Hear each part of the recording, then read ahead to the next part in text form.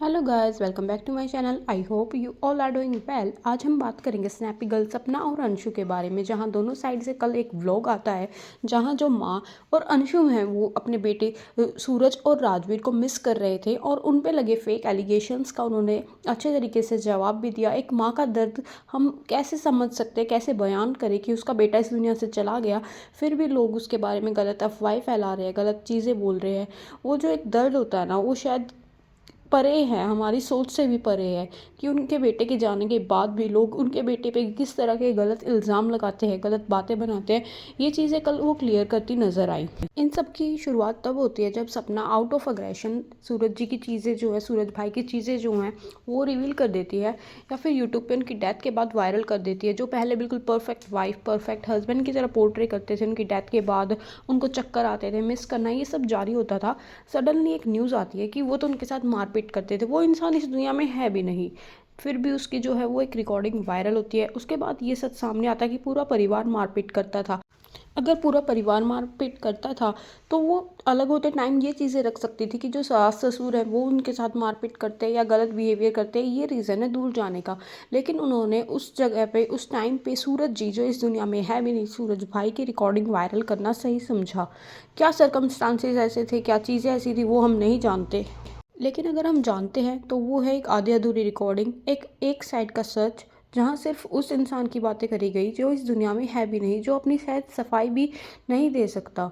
उस इंसान की रिकॉर्डिंग वायरल की गई। ये जो रिकॉर्डिंग थी ये बहुत सडनली जो है यूट्यूब पे आती है, जिसके बाद लोगों को सोचने समझने का टाइम भी नहीं मिलता है और लोग बहुत क्विकली अपना जजमेंट दे देते हैं, बिना कुछ सोचे, बिना कुछ समझे।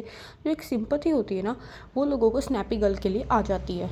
उस टाइम पे 90% ऑडियंस ने बिना सोचे समझे, बिना दोनों साइड जाने, सिर्फ एक साइड सुन के, एक सिंपैथी या फिर एक औरत का दर्द समझते हुए अपने रिस्पॉन्सेज या फिर अपने रिएक्शन दिए, अपना हेट जो है वो उस इंसान को देने लगे जो इस दुनिया में अपनी सफाई देने के लिए है भी नहीं।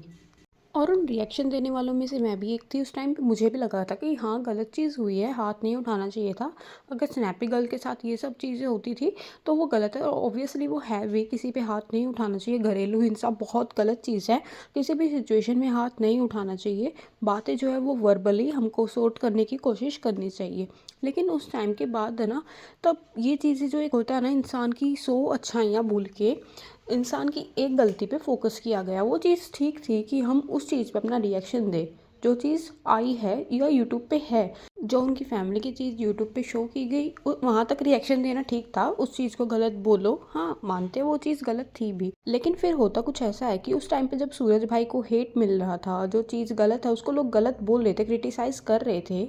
लेकिन फिर होता कुछ ऐसा है कि कुछ लोग जो खुद को रिएक्शन चैनल वाला बोलते हैं लेकिन उनमें ढेरे का दिमाग नहीं है, वो लोग करते कुछ ऐसा है कि सूरज भाई की जो चीज़ें है भी नहीं ना, जो चीज़ें एग्जिस्ट ही नहीं करती, उन चीज़ों पे भी बड़ा चढ़ा के राय का पहाड़ बना के झूठी अफवाहें फैला के हेट फैलाने लगते हैं, खुद को मीडिया का पर्सन बताते हुए कि मैंने तो ना सूरज भाई के गांव में जाके ये चीज़ें पूछी है। सूरज भाई जो है वो नशेड़ी थे, वो गांजा फूकते थे, वो नशे करते थे, उनकी जो ये दूसरी शादी थी वो बहुत अग्रेसिव थे। मीन्स बहुत ही जो झूठी अफवाह है ना वो फैलाना शुरू कर देते हैं, और उस टाइम पे उनको कोई कुछ बोलता भी नहीं है, क्योंकि वही ना, जो मौका है वो तो घर वालों ने ही दिया था।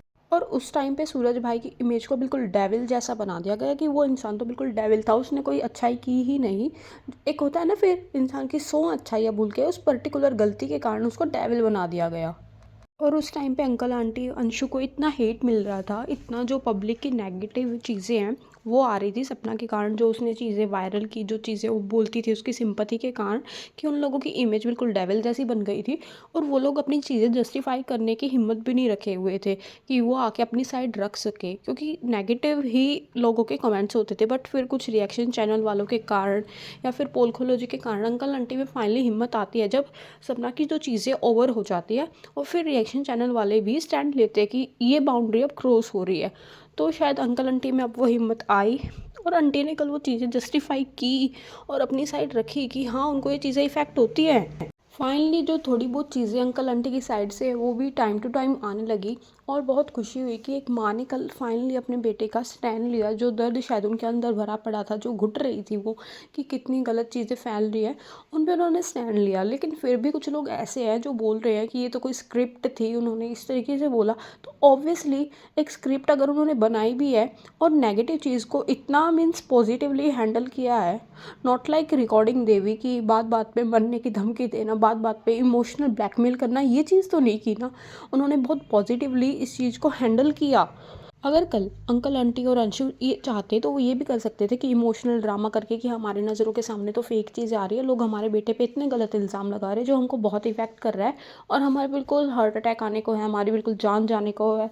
और अगर हमारी जान जाती भी है तो वो पर्टिकुलरली सरदार भाई जिम्मेदार होंगे। जिस तरीके से रिकॉर्डिंग देवी करती हैं, जो सपना है वो करती हैं कि ये जिम्मेदार होगा, वो जिम्मेदार होगा, मेरा तो जीने का मन नहीं है, वो चाहते तो इस तरीके से भी कर सकते थे, सिंपैथी भी ले सकते थे, बट उन्होंने नहीं ली ना। अगर एक स्क्रिप्ट बनाई भी है तो वो एक मैच्योरिटी थी, वो ये नहीं था। क्योंकि हमने देखा होगा कॉलेज में भी चीज़ों को समझाने के लिए नुक्कड़ नाटक किए जाते हैं, अवेयरनेस फैलाने के लिए किए जाते हैं। तो वो एक अगर स्क्रिप्ट थी भी तो वो बहुत मैच्योर डिसीजन था, इंस्टेड ऑफ कि ड्रामा करे सिंपैथी के लिए, किसी को भी जान से मरने की धमकी दे। तो ये बेटर है उससे जो सामने वाली पार्टी करती है।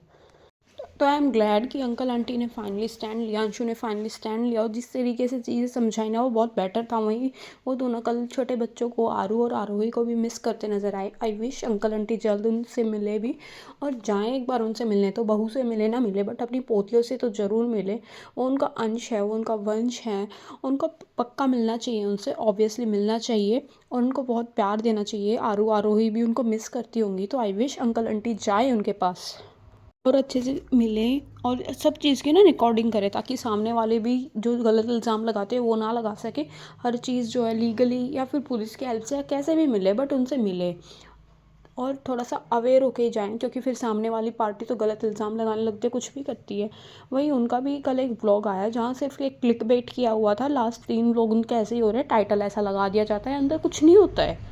सिर्फ क्लिक बेट किए जा रहे हैं कि ऑडियंस जल्दी से ऐसा टाइटल देख के टैप करे और उसके अंदर फिर कुछ मिलता नहीं है। तो वही हो गया ना, ऑडियंस को अब गुमराह किया जा रहा है, बिल्कुल चुप हो गए हैं। हम ये नहीं कह रहे कि आप बिल्कुल बोलो ही या वे चीज़ें करो भी, पॉजिटिव व्लॉग बनाओ, बट फिर आप टाइटल और थंबनेल जो है वो भी पॉजिटिव आपको लगाने चाहिए। क्योंकि आप क्लिक बेट करते हो, अंदर कुछ भी ऐसा एक परसेंट भी एक लाइन भी नहीं बोलते हो, तो ये ऑडियंस के इमोशंस के साथ खेलना ही हो गया कि आप सिर्फ टाइटल ऐसा लगा देते हो और कुछ बोलते नहीं हो। फिर ऑडियंस का है ना जो है ट्रस्ट ऐसे खोने लगता है कि इसके तो अंदर कुछ होगा ही नहीं, बस वो लगा देती है टाइटल और कुछ बोलती भी नहीं है। वहीं राजवीर भाई के केस की भी उस साइड से कोई अपडेट आ नहीं रही है। जस्ट बोला गया कि हम केस करेंगे, लेकिन अब तक केस हुआ भी नहीं है। हो सकता है आने वाले टाइम में वो चीज़ें क्लियर हो और बताया जाए पब्लिक को।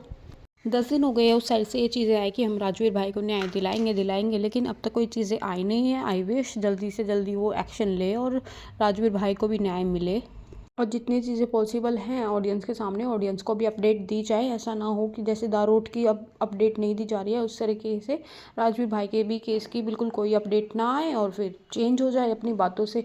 वहीं जेठानी जी हैं जो वो भी कुछ कुछ हरकतें करती नज़र आ रही हैं, झूठे गूगल से टेप के कुछ स्क्रीनशॉट लगा रही हैं, जहाँ फिर अंकल आंटी की लॉयर ने उनको मुँह तोड़ जवाब दिया और लॉयर के रिस्पॉन्स के बाद जेठानी जी के सूट ताल बिल्कुल चेंज हो गए।